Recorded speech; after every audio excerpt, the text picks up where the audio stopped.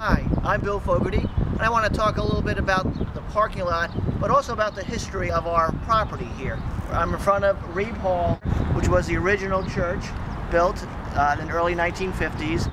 James Reeb was a Unitarian minister who in the 60s in the civil rights struggle was killed in a violent struggle with a couple of other people, and we named the church Reeb Hall after him, and also in the fellowship hall there's a plaque up to James Reeb also. And over on this side is where they built a wing to the church where they house the RV program.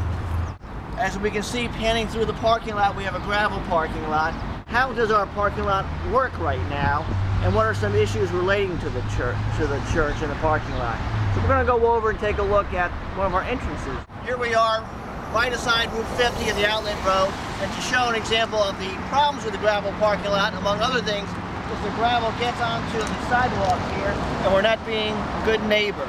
It's very difficult in the winter or any time of year to walk on the sidewalk because all of our gravel goes into our neighbors' streets and sidewalks. Here we are in the middle of the gravel parking lot, and it reminds me, just the other day I was walking through it with my wife wearing her heels, and she was saying she can't wait till we pave the parking lot. So I can imagine it's very difficult to walk, for me, in my shoes on this gravel, but to walk on it in heels or flat shoes would be very difficult. Now we are right by, in the middle of the parking lot, by one of our large old trees.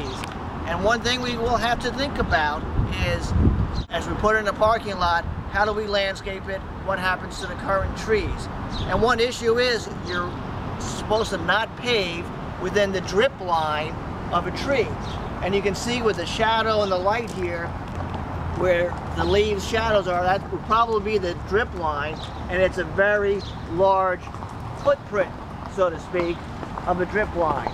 So these are some of the challenges we'll undergo as we try to figure out how we work the parking lot. And that's the whole point of our meeting on May 2nd. But we're on the edge of the property that the church originally bought, and we're now starting to look at the wing from Reeb Hall, the original church building, and the tree that we were just talking about with the drip line.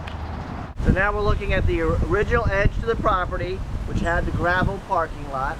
Here's our playground area, which was also part of the property we purchased later on. And this playground, which looks beautiful, has been renovated a bit recently, was built by the AUCP, our Arlington Unitarian Cooperative Preschool, which uses our building during the week, and built this tremendous playground. And our children get to use the playground on Sundays also. And it's another example of the great use of our community and how we share our space. Now we're looking at some property we bought after we built the church in the early 1950s from a colonel who lived in his house, which was built in 1926, and we have used it for ministers and staff over the years.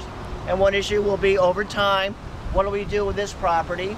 How do we fold it into the playground? And do we want to put a maintenance shed? We have a maintenance shed right now, which is fairly small. Well, eventually we bought additional property on the edge of what we have, and we built a new church. We did a little bit of paving, as you can see here, but this little bit of paving doesn't work very well, especially if you've been around in the wintertime having to deal with the icy conditions. We built a new church in the 60s, and we put on an addition in the 90s.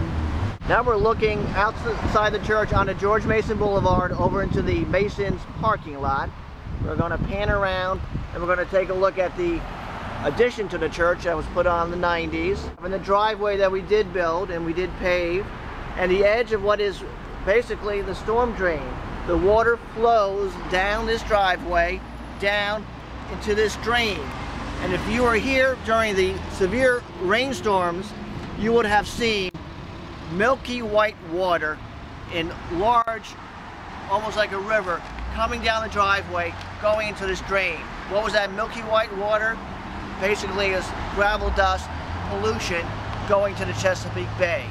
One issue we have to deal with, a real issue with the gravel, is the pollution. You cannot build a gravel parking lot today. No county or state, federal regulation will allow you to build a gravel parking lot. We need a paved parking lot. Now we're looking a little more closer at the Mason parking lot, and think about someday we won't be able to use that parking lot.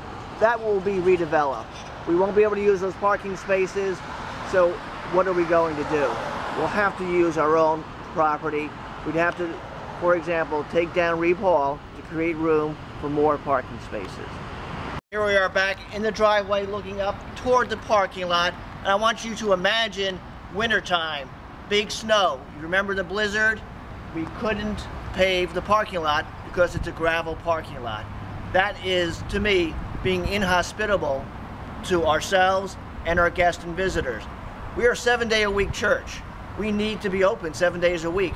We help service the community, people from the community, for ESOL, English as a Second Language classes, other groups, the AUCP, the kids, during the week. Everybody uses our church, our big footprint here, so to speak, and we need to take care of it, being good stewards. I think it's important on a number of levels to take care of our building so we can take care of our community, ourselves, and the greater community that we do serve. Thank you.